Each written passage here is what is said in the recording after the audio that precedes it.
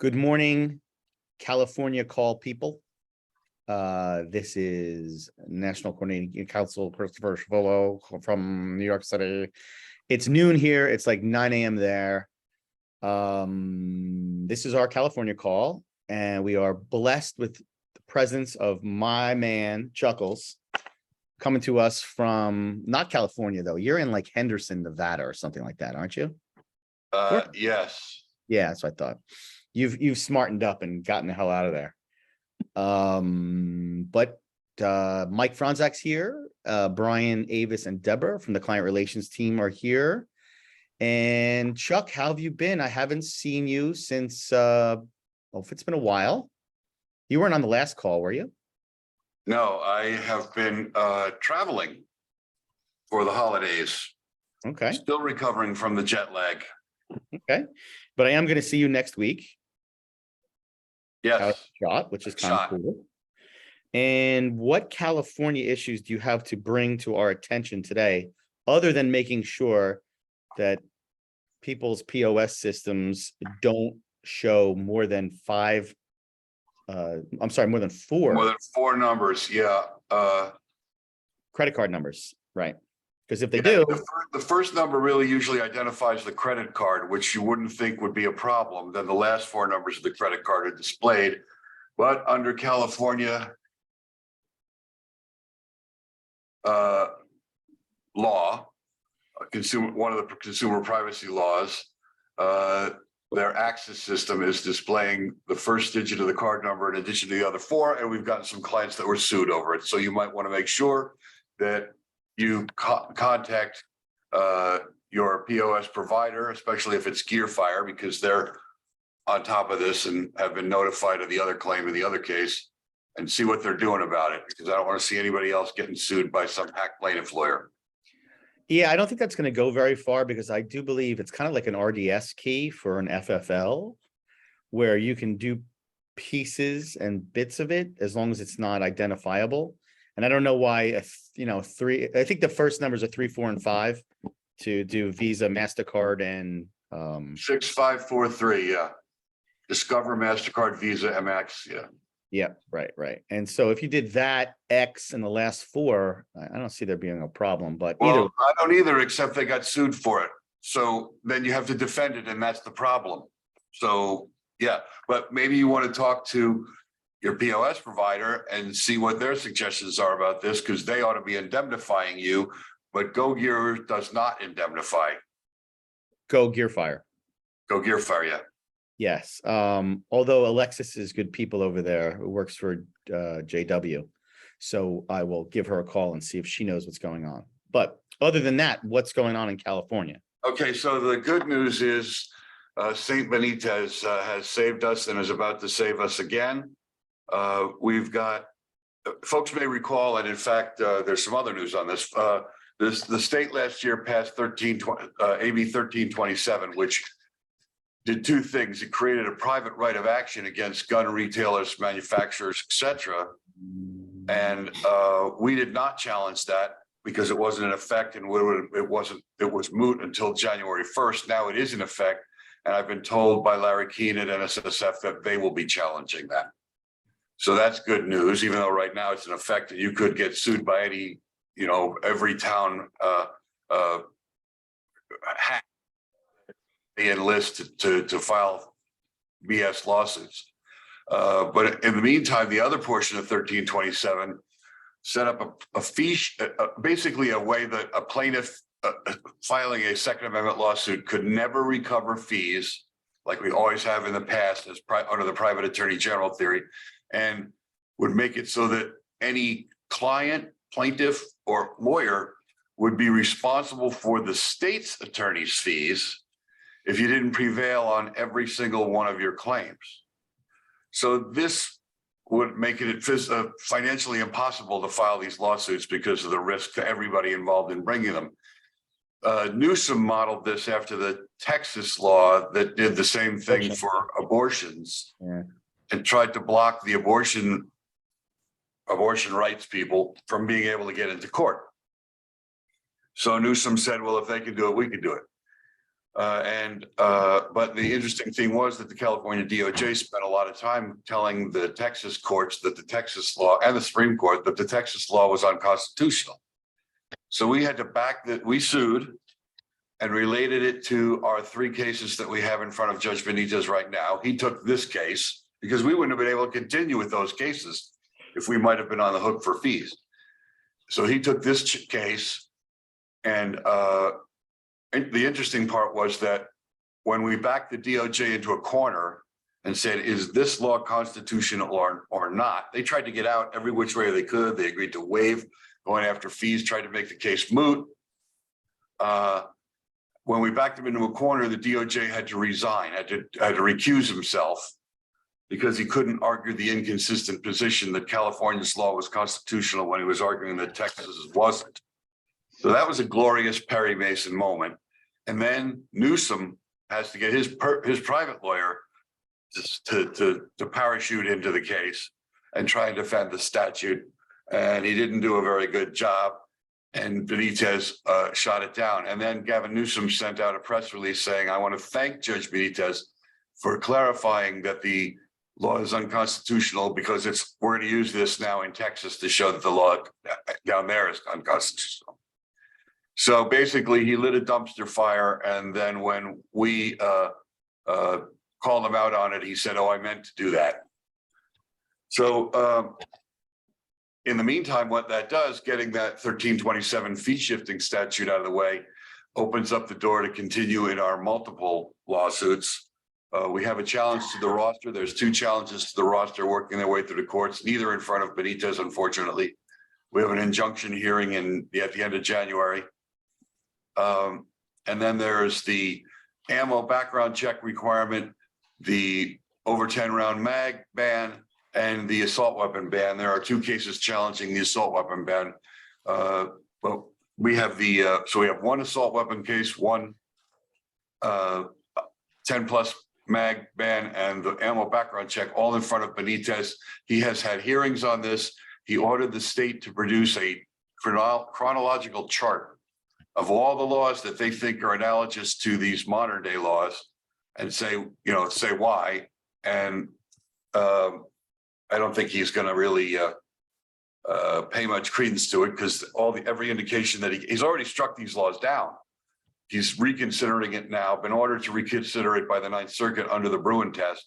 So he's doing that, and he's not going to change his mind. He'll probably change the writing in his opinion a little bit, but he's going to strike these down. Then it'll go up on appeal, and the DOJ, the state, will try and slow things down like they're trying to do in every court because they're just hoping that Justice Thomas will get hit by a bus and they can get some new justices on the Supreme Court and get Bruin overturned.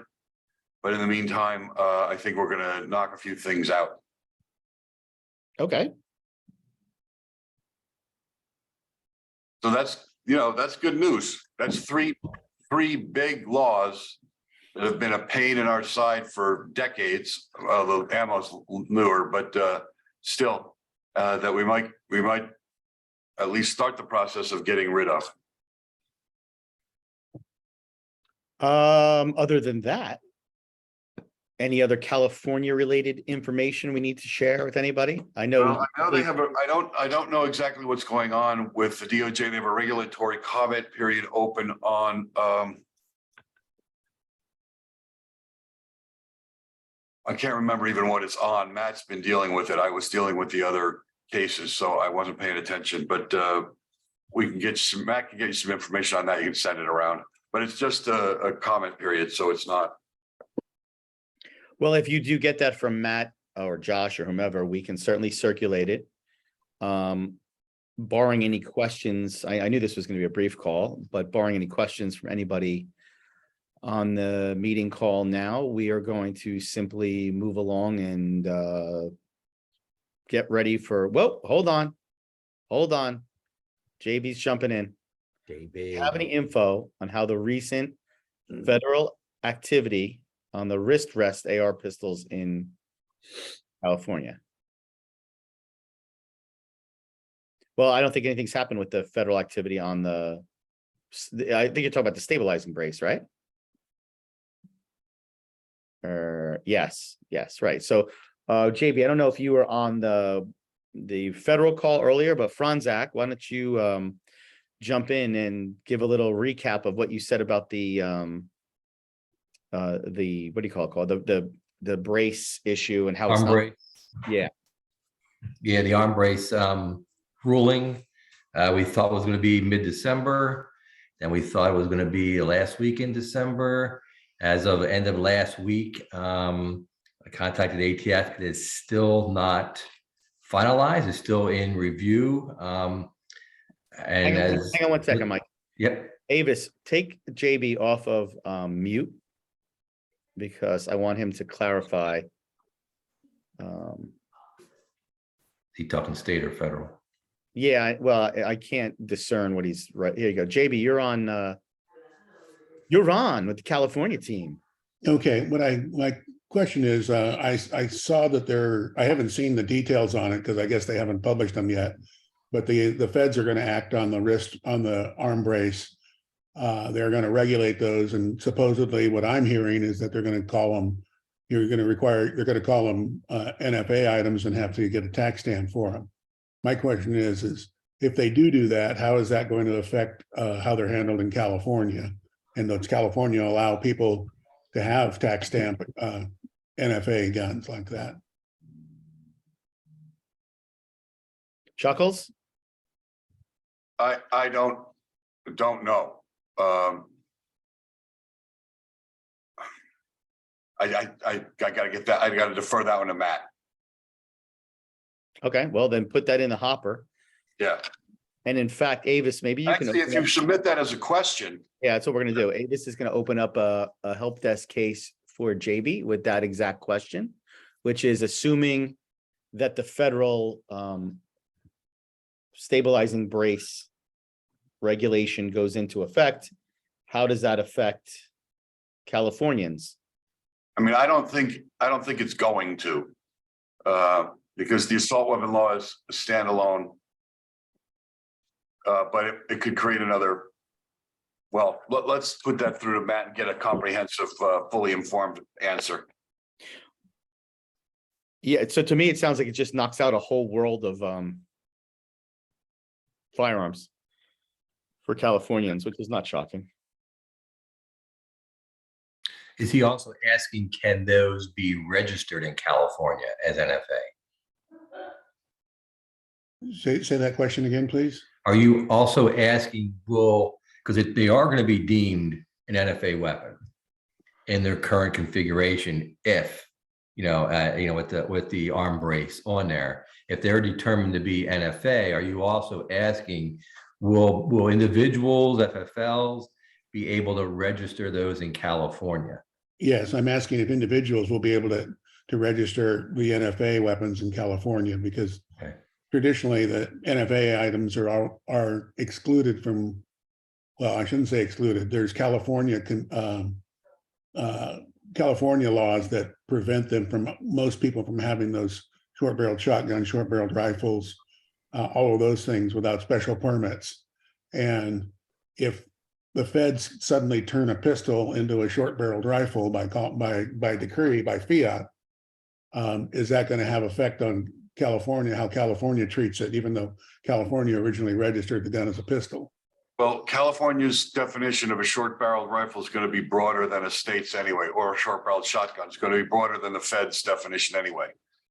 So my inclination here is to say that whatever the Feds do or don't do will not change what California law has on the books already, and it's worse than federal law is already. So I don't think that a redefinition by the Feds is going to change the existing definitions by the state. But I understand the question, and let me get that confirmed and actually cite to some penal code sections that cover it.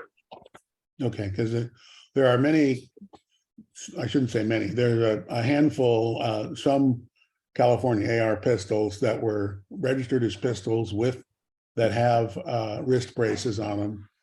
And I'm concerned, I've had several customers ask me, and I've got one myself, want to know whether, what's going to happen with those. Are we going to be able to, be required to register an NFA?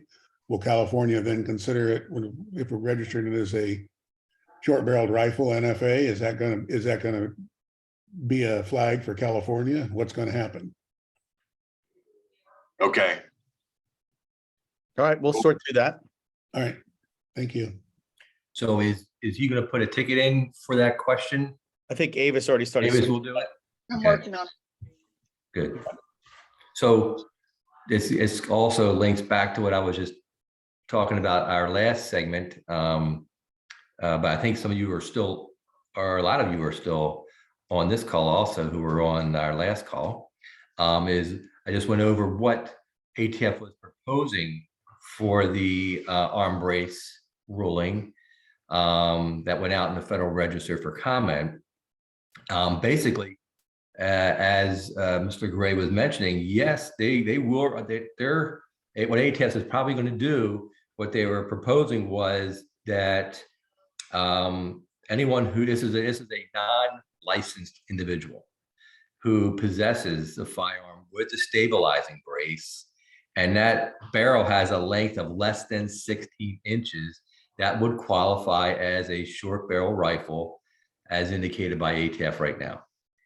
Okay, so if that went through like that, and which it probably will, they're giving those individuals five things that they can do. One of them is to turn a firearm into ATF if they don't want it. Probably won't happen. Destroy the firearm, probably won't happen. And then the other three would be permanently remove or alter the stabilizing brace such that it cannot be reattached, thus converting the firearm back to its original pistol configuration, and taking that out from under the NFA. Two, remove the short barrel and attach a 16-inch or longer barrel to the firearm. That, again, removing it from the NFA. And then if you simply want to keep it as is, if, like now in this case, if you're allowed by California, you would, as ATF determines it to be a short barrel rifle, you would have to complete that Form 1, and that individual would, and have to pay the $200 transfer tax. Now, if you are an FFL and you paid your SOT and you want to register it as an NFA, you have to fill out the Form 2 and there's no tax. However, if you're an FFL and have not paid your NFA SOT and you have the short barrel rifle, you would have to fill out the Form 1 and pay the SOT.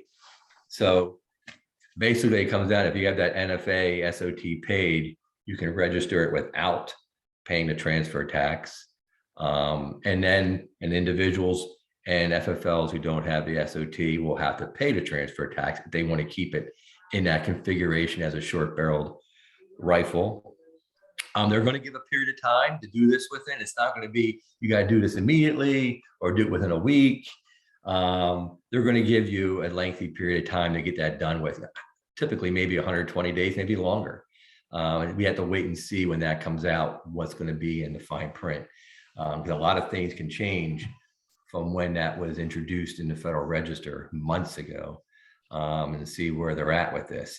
They'll try to make it, as I'm hoping, as simple as and uncomplicated as possible. But you know, this is always going to be some complications in here, and they're going to have to go back to the ATF for questions, and they're going to provide answers on some details. But that's just a quick little, brief, a little bit of tidbit of what different categories there are. And I think without a doubt, it's going to be, without a doubt, they're not going to have this ruling. It's definitely going to be a short barrel rifle in its configuration right now. It's just a matter of how things are done from there.